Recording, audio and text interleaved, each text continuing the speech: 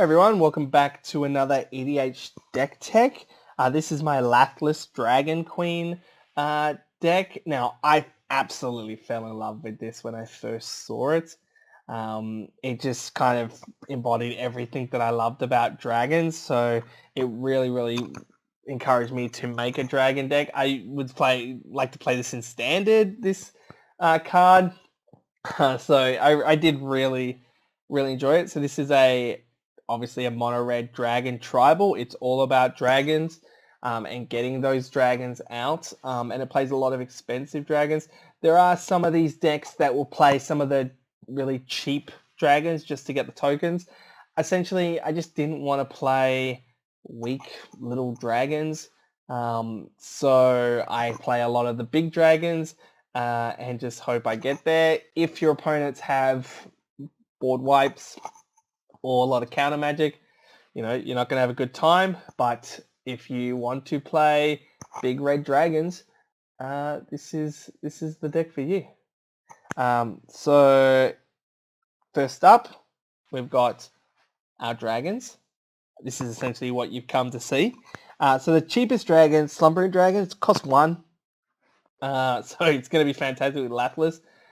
You can sometimes play them both on the same turn just to get that token, and it kind of deters people from attacking you. But essentially this one is just in there to get you that token first up, and then it might awaken and start smashing face. Then we go Leyline Dragon.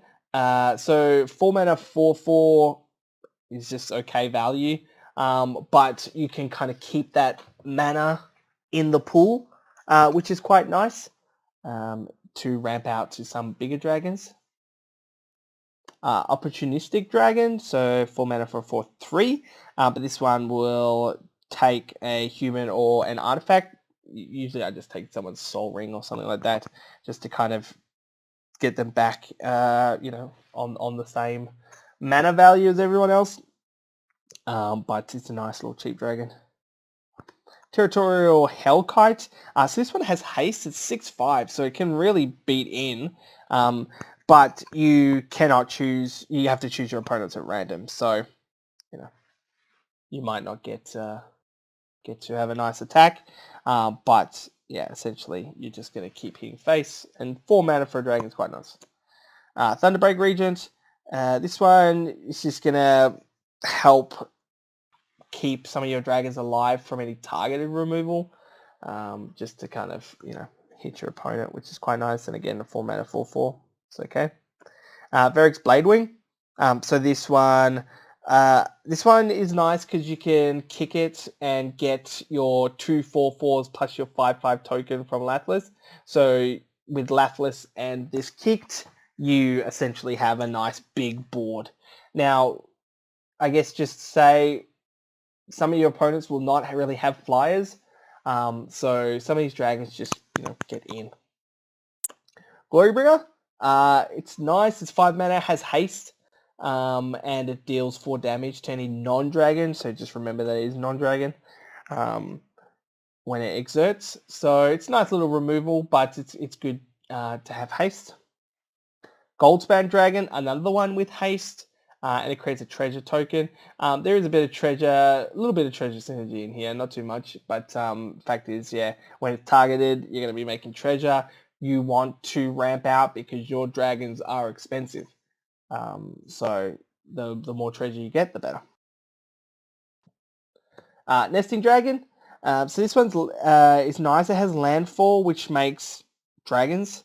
Now these are tokens, but it's nice to have just some more dragons because you do have a lot of dragon synergy, and those dragons will make more dragons and so forth. So it's quite nice. All right, Scourge of Valkyrs. This is one of the best dragons. So 5 mana for a 4/4. So 5 mana for a dragon is relatively cheap, or on the cheaper side for dragons. And whenever it or another dragon comes into play, it deals X damage, where X is the number of dragons you control. So with just Lathliss, this will come into the battlefield, and you have your trigger from Lathliss, you have that one resolved first, and then you do your Valkyrs, and you see 3 dragons, and then the token will also trigger Scourge as well. So you have 3 dragons dealing 3 damage each. 2 triggers of 3 damage. And then any future ones just become more and more. So this one actually really starts pumping out some damage, so it's quite nice. Stormbreath Dragon, it's great. It has flying and protection from white. Protection from white is usually not relevant. But you can pump some mana into it to deal damage equal to the opponents to the amount of cards they have. So just nice little damage beater. 5 mana for 4 haste is okay, I guess. Terror of the Peaks, another super important one. So it's a little bit of life loss if they want to target it. But essentially, whenever another creature enters the battlefield, it's going to do that its power to any target. So when this comes into play, it's going to trigger Lathliss, and that token will then trigger Terror of the Peaks. So this does work with tokens, so fantastic. And then you're going to be doing 5 damage. These two really synergize well with each other. Thundermaw Hellkite, flying haste, and it's going to tap down any other flyers. So if you want to kind of alpha strike somebody, this one's just fantastic. It's going to get those blockers out of the way. Hellkite Charger, so 6 mana from 5/5 with haste. So again, haste you can see is on a few of these dragons, just getting that value in straight away. I only once have ever cast this and then also had the attack trigger. So usually that's on the subsequent turn, but it can be done. Hellkite Courser. So this is 6 mana, 6/5, and it's going to bring Lathliss out of the command zone. So what will happen is Lathliss will die 1 or 2 times, and it will start getting really expensive. So sometimes you can just play Hellkite Courser just to get Lathliss back onto the battlefield, give it haste, and hit that person for that last bit of commander damage. Maybe you've already hit them once or twice. So you got to try and get in there with that commander damage. Now Lathliss does pump itself up, so just with a couple pumps you can get up that required commander damage. So that's kind of nice. Other than that, it's just a nice little dragon. Hellkite Tyrant. So this one has trample, which is nice.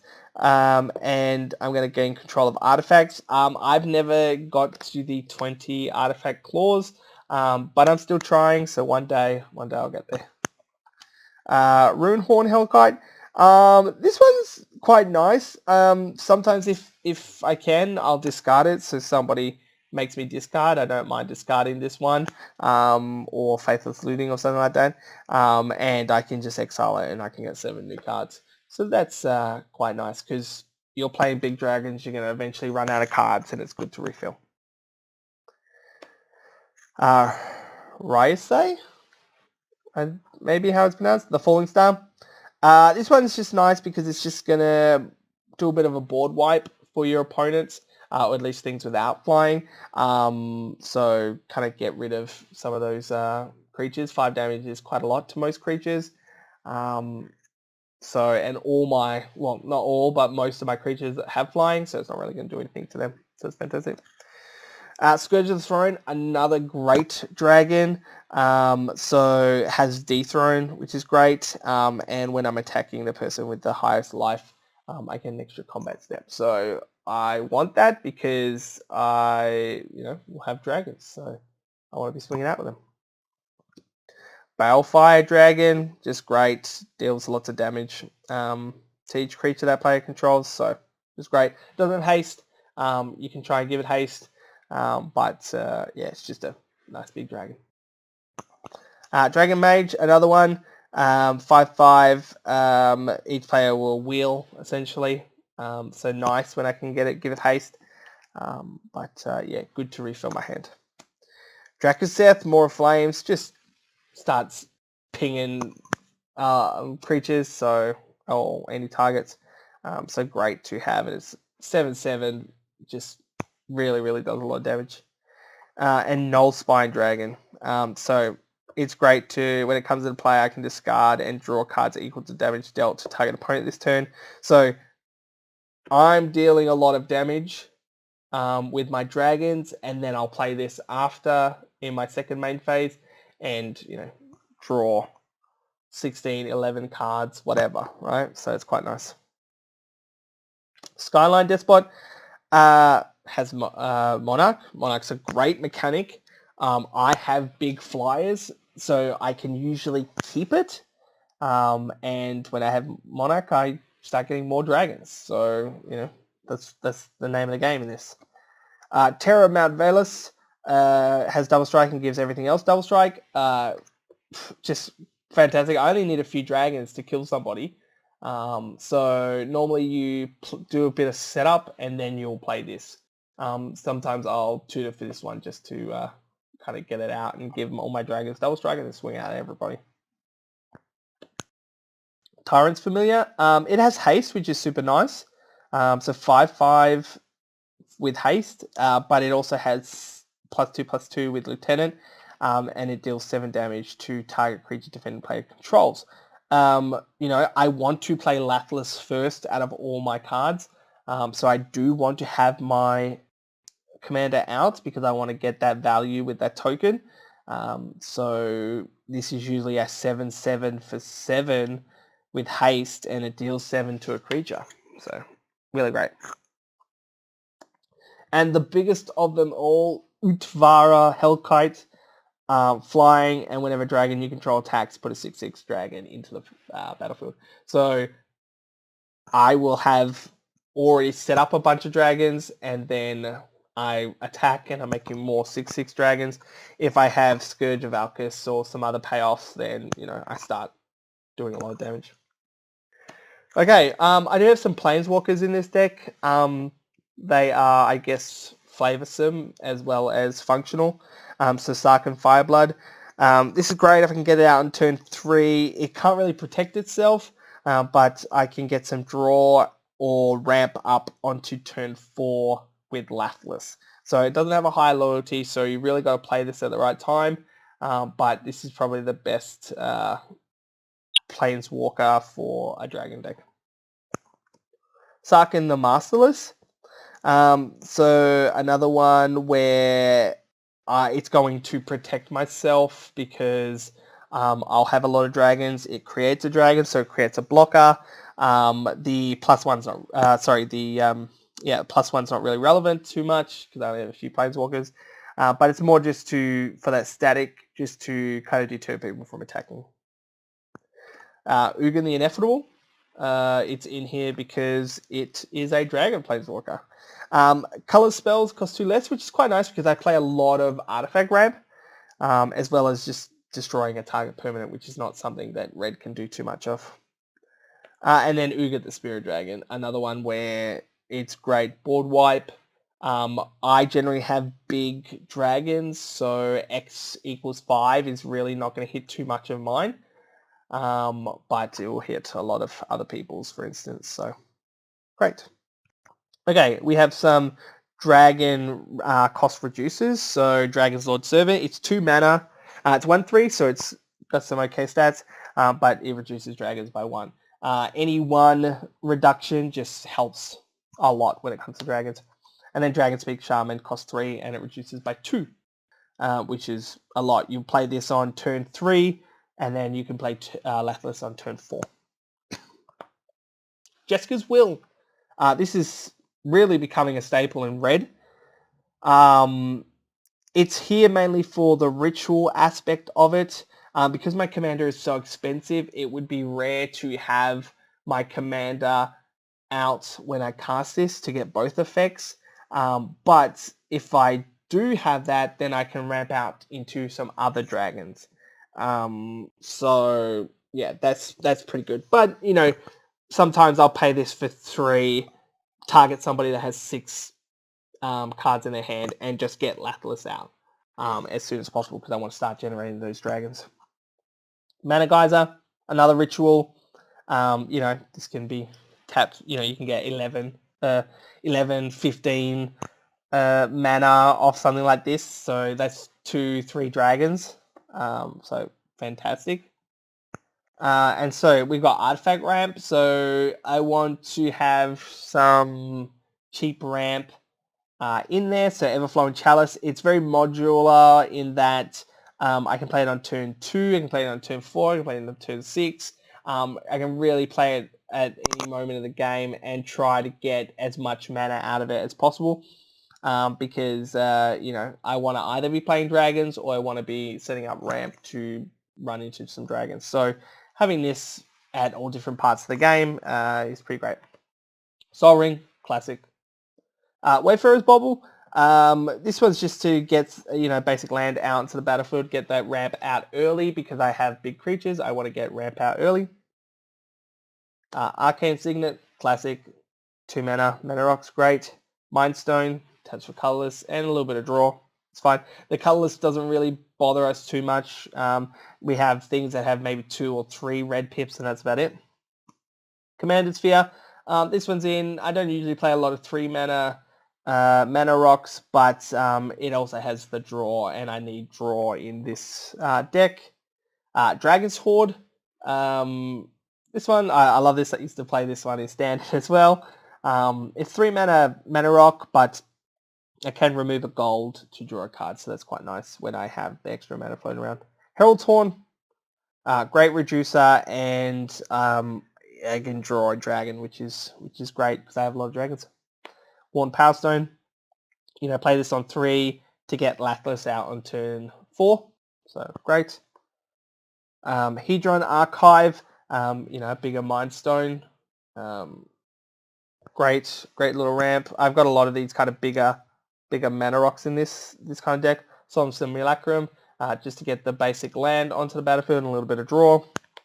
Thrion Dynamo, turn 4 to get 3 mana. It's okay. Cage Sun, this is to turn my mountains into double mountains. So really, really good when I've got big dragons. The +1/+1 is whatever. I mean, I have big dragons, so I've found that some of these effects that pump up dragons +2/+2 or pump up creatures +1/+1 don't really matter because my dragons are 6/6s. It's like they're already big enough, But I just need the mana doubler. You could put like a Doubling Cube or Gauntlet of Power or whatever in this kind of same sort as well.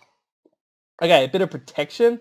Lathliss is key to this deck, and people will destroy Lathliss, board wipes, or targeted removal. So a little bit of protection that I can do to try and help that. Can't do much about board wipes, but the single target removal. So Lightning Greaves is great, classic. I don't really have anything that targets Lathliss, so the Shroud doesn't really bother me. Swift Foot Boots, hexproof, but cost 1 to equip. Okay, so some payoffs. So this one is just when I have 6 or more lands, I'm just going to create more dragons. Again, more dragons, that's what I want. But this one's a bit slow, but it's only 1 mana, so it's nice and cheap. Dragon Tempest. So giving my dragons haste as well as the Lightning Greaves and the Swiftfoot Boots, but giving my dragons haste because they have flying. So that's really, really great because I want to be able to swing in. But whenever a dragon enters it, it deals X damage where that's the number of dragons I control. I'm going to be controlling hopefully 4 or 5 dragons at a time because Lathliss is going to give me an additional one as well. So getting that and getting the token haste, it's great. And it's only 2 mana. Molten Echoes, very similar in that it's going to give me a token that's a copy. So with Lathliss and another dragon, I'm going to get a token of that dragon plus a token from Lathliss. This token will have haste, so I can just do whatever. And then, I still have heaps of dragons. So it's just nice just to get that beta, and plus I have a lot of like Scourge of the Valkyrs, makes a token of itself that triggers itself, and so you get a lot of those as dragons enter the battlefield effects, so really nice. And my favorite card in this deck, Fiery Emancipation, absolute powerhouse. So this triples damage. The reason that this is in here is that I can play Lathliss. So I'll play Lathliss and then wait till I have 8 mana. Then what I'll do is I will play this and then have 2 mana to spare, pumping up Lathliss, making it 7 power. And once it's 7 power, it will triple and it will do 21 commander damage to an opponent. So you'd be really surprised how many times this actually works out. You know, people don't have that many flying blockers. So I'm going to hit somebody for 21, which is just huge.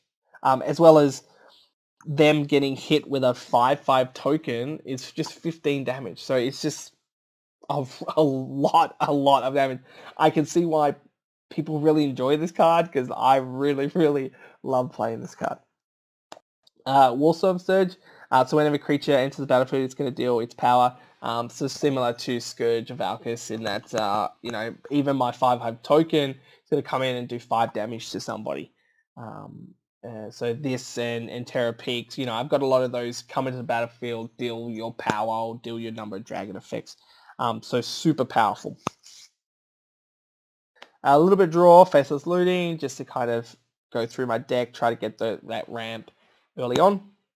And Sarkhan's Triumph, just to tutor for a dragon, see if I can get the Terror of Mount Valus, or something like that, just to kind of end the game. But 3 mana, get a dragon. It's not that great, but sometimes you just need that dragon.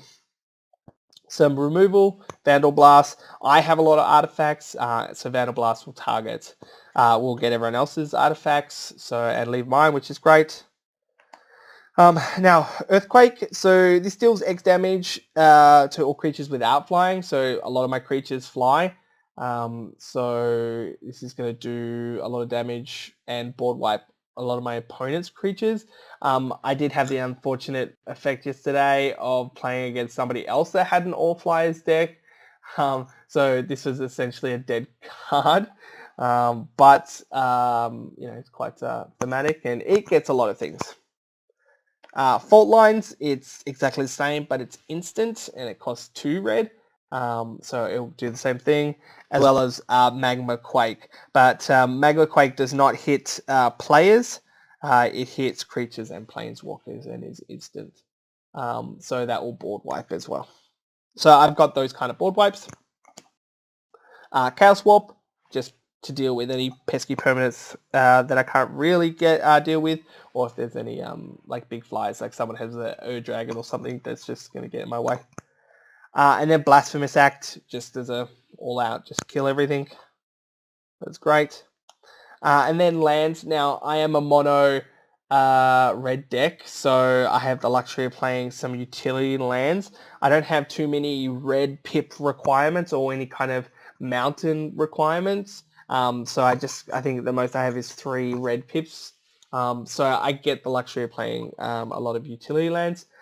So Blast Zone, just as some added removal, and get rid of some of those permanents, say like a Sphere of Safety or something like that. You know, I'll take some time to kind of tick it up. Bonder's Enclave, just to draw a card. I'm going to satisfy that requirement of 4 power, so, you know, it's nice. Crucible Spirit Dragon, just good to get a little bit of ramp. If I don't have much to do early on, I can put some storage counters into it to cast some dragons. That's nice. Ghost Quarter. I always play some kind of land destruction land in my deck. Depending on the budget of the deck, I will play things like Strip Mine, Wasteland, or Ghost Quarter.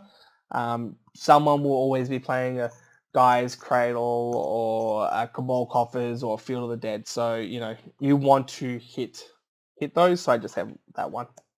Forgotten Cave, just cycles so I can draw.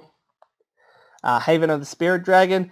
This brings back a dragon from the graveyard, something like a Terror of the Peaks if they take that out, or an Ugin Planeswalker. So if they've already dealt with my Ugin the Spirit Dragon, I can just bring it back. Myriad Landscape, just early ramp, just to get those mountains out. Path of Ancestry. I have a lot of dragons. So, you know, they all share a creature type, so I'm going to scry one, which is quite nice. Scavenger Grounds, you know, play a little bit of Graveyard Hate in your decks. So this is quite nice. This does exile all cards from all graveyards. I don't have a lot of graveyard synergies, so it's not really going to bother me. Temple of the False God. Sometimes, yeah, I guess you don't really want to play a card like this, but I have such big effects that hopefully I can get this as my 5th land and then ramp out into something much larger, so it's quite nice.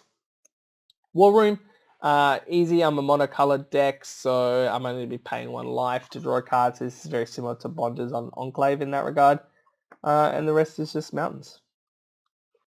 So if you want to play with big dragons, I recommend Lathliss. Thanks for watching. I hope you enjoyed.